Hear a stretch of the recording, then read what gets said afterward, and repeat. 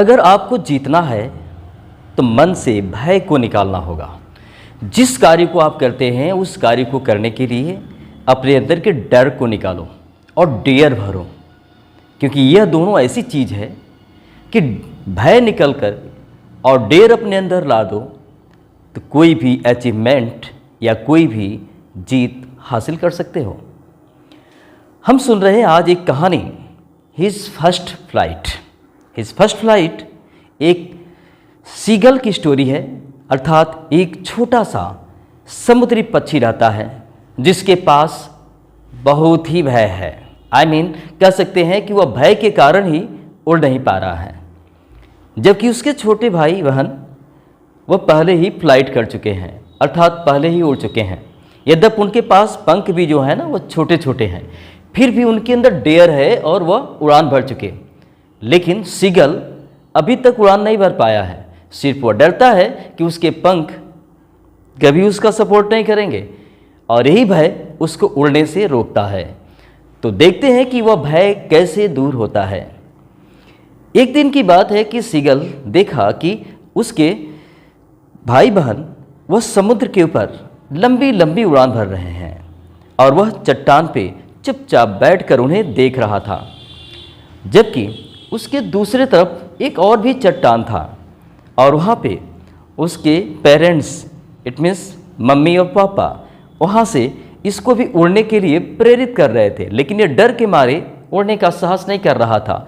सोचता था कि मैं उड़ान भरूंगा और मैं नीचे सागर में जा गिरूंगा। जो वहाँ से गहराई, उस चट्टान से सागर की जो ऊपरी सतह की गहराई थी लगभग मीलों की थी और यही बात उसे डरा रही थी।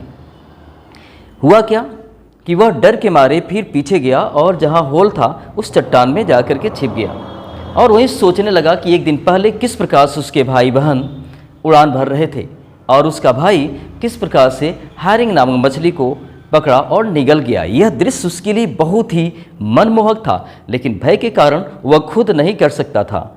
परिणाम क्या हुआ कि वह अपने आप में ही आत्मग्लानि में डूबा हुआ था, लेकिन करता तो क्या करता। फिर क्या हुआ, अगला दिन आया और धीरे धीरे सवेरा होते होते कह सकते हैं दोपहर का समय हो गया। सूर्य का प्रकाश दक्षिण दिशा से उसके ऊपर पड़ने लगी, पूर्णतया तेज पड़ने लगी। वह लगभग एक दिन पहले से ही खाया नहीं था और इस कारण जो उसके शरीर में जो गर्मी थी और अधिक बढ़ चली थी। कह सकते हैं कि वह और अधिक अपने आप में हीट महसूस कर रहा था और वह अपने पेरेंट्स से भोजन मांग रहा था, लेकिन उसके पेरेंट्स उसके पास भोजन नहीं ला रहे थे।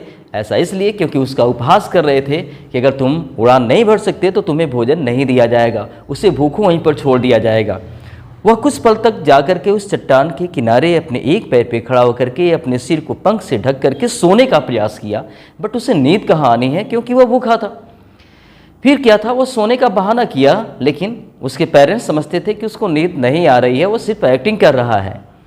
फिर वह किनारे पे आया और देखा क्या कि उसके भाई बहन नीचे समुद्र के किनारे, समुद्र के ऊपर अपनी उड़ान भर रहे हैं और सामने वाली चट्टान पे उसकी मम्मी अपने पैर के नीचे एक मछली को दबाए हुई थी और उसके मांस को अपने चोंच से निचोड़ करके खाए जा रही थी। और यह सीगल देखा, मानो कि इसको भूख की बेचैनी इतनी बढ़ गई कि वह अपने आप को नियंत्रित नहीं कर सका। वह अपनी माँ से भोजन मांगने लगा, लेकिन उसकी माँ भोजन देने से इनकार कर रही थी, इसलिए क्योंकि वह उड़ नहीं रहा था।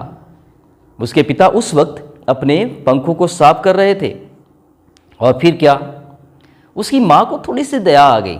उसकी माँ उस मछली के टुकड़े को अपने चोंच में उठाई और सीगल की ओर उड़ते हुए आई।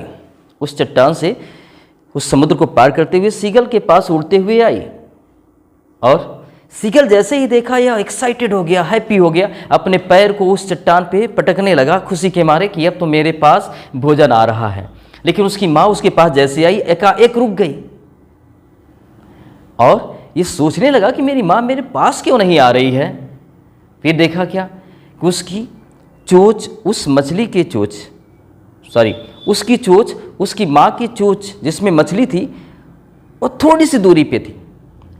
चाहता तो छलांग लगाता और कैच कर सकता था, और ऐसा ही उसने किया। अपने भूख को नियंत्रित नहीं कर सका और गोता लगा दिया। गोता लगाया तो क्या हुआ, नीचे गिर गया, नीचे गिरा तो वह लुढ़कने लगा, कभी सिर ऊपर, कभी पाँव, कभी सिर, कभी पाँव, कभी सिर, कभी पाँव। और चूंकि वह चट्टान से समुद्र तल मीलों की गहराई पे था, तो सिर पाँव ऐसे उल्टा सीधा वह लुढ़कता गया। अब सोचा कि अब तो मेरा अंतिम समय आ गया है, अब मुझे मरना ही है। लेकिन हुआ क्या कि अपने आप कुछ समय बाद देखा कि अरे मेरे पंख तो ऐसे खुले हुए हैं, और वह अब सिर के बल नहीं गिर रहा है, बल्कि धीरे धीरे गिर रहा है और चट्टान से थोड़ी दूर चलता जा रहा है। फिर हाल क्या, उसको अब थोड़ा सा विश्वास आया कि शायद अब मैं डूब नहीं सकता, अब मैं मर नहीं सकता, क्योंकि मेरे पंख मुझे उड़ा रहे हैं। फिर थोड़ा और नीचे आया, सोचा कि ज़रा मैं भी अपने भाई बहनों की तरह अपने पंख को क्या करूं, फ्लैपिंग करूं। वो फ्लैपिंग किया और देखा क्या कि अरे वो तो उड़ने लगा। उसके अंदर थोड़ा आत्मविश्वास आता है।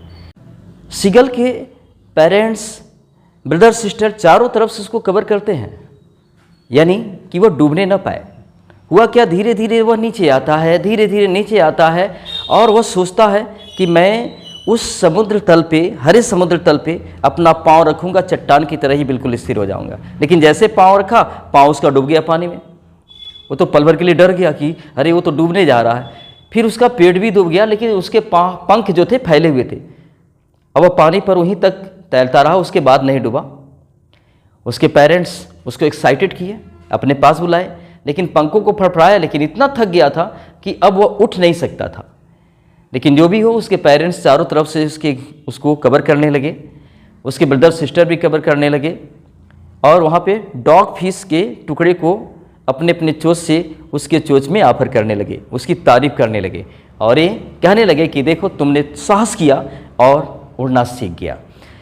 और इस प्रकार से सीगल अपनी फर्स्ट फ्लाइट को पूरा किया। मतलब कि वह डर समाप्त हो गया, जो डर उसको था कि मैं उड़ नहीं सकता और मेरे पंख सपोर्ट नहीं कर सकते। तो कहानी आपको क्या मोरल देती है? यही कि जो कार्य आप करना चाहते हो अपनी पूरी क्षमता के साथ करना शुरू करो, क्योंकि आप जिस चीज़ के लिए बने हो, श्योर अपनी क्षमता को अगर समझ गए तो वह कार्य को अवश्य ही पूरा कर लोगे। लेकिन अगर डर गए तो नेवर पॉसिबल, ऐसा कभी संभव नहीं होगा। इसलिए कोई भी कार्य करना है, अगर अपनी क्षमता पहचानते हो तो अपने अंदर के भय को निकालो, और दूसरी चीज़ अपने अंदर डेयर डालो, साहस, क्योंकि बिना साहस के कोई सफलता मिलने वाली नहीं है।